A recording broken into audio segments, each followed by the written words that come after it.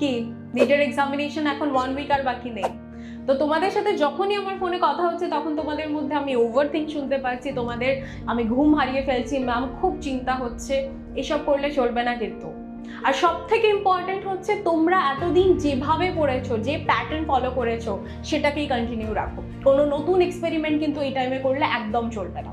বিরাট কোহলি যখন মাঠে নামে তখন চারপাশ থেকে হাজার হাজার লোক তার জন্য কিন্তু চিৎকার করে, কেউ কেউ বাজেও বকে, কিন্তু সে তার কাজে প্রপারলি ফোকাস থাকে, এগুলোকে জাস্ট ইগনোর করে।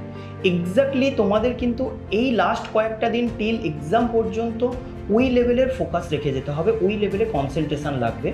থ্রু আউট দ্য ইয়ার যে প্রিপারেশন রেখেছো সেইটাকে প্রপারলি এক্সাম টাইম পর্যন্ত এক্সিকিউট করতে হবে। দেখো, তোমরা সবাই সব কিছু জানো, এই করবি না তাই করবি না, অনেক ক্ষেত্রে কি শুনে এসছো। বাট সব থেকে খারাপ জিনিস কি জানো? কম্প্যারিজন, যেটা তুমি একদম কারোর সাথে নিজেকে করবে না। যদি কম্পেয়ার করতেই হয়, নিজের পারফরমেন্সের উপর কম্পেয়ার করো। তুমি কালকে কিরম পারফর্ম করেছো আর আজকে কিরম পারফর্ম করছো, এক্সপ্রেস করো। হ্যাঁ, তোমরা যে ছোট প্রেপমেটে সেটা তো আমরা বুঝি, তাই যখন যখন চাপ লাগবে তখন তখন নিজের প্যারেন্টস, ফ্রেন্ডস সবার সাথে সেই চাপটা শেয়ার করো। এই শেষ কটা দিনে কিন্তু মন ভালো রাখতেই হবে, তাই সব সময় শেয়ার করে মন হালকা করো। কারণ বিশ্বাস করো, আমরা যারা তোমার আশেপাশে আছি তারা বুঝি যে নিট একটা অনেক বড় এক্সাম, আর সেই এক্সাম দিয়ে যাওয়ার সময় যে চাপটা তোমরা ফিল করছো সেটা কিন্তু শোনার জন্য আমরা মুখিয়েই থাকি।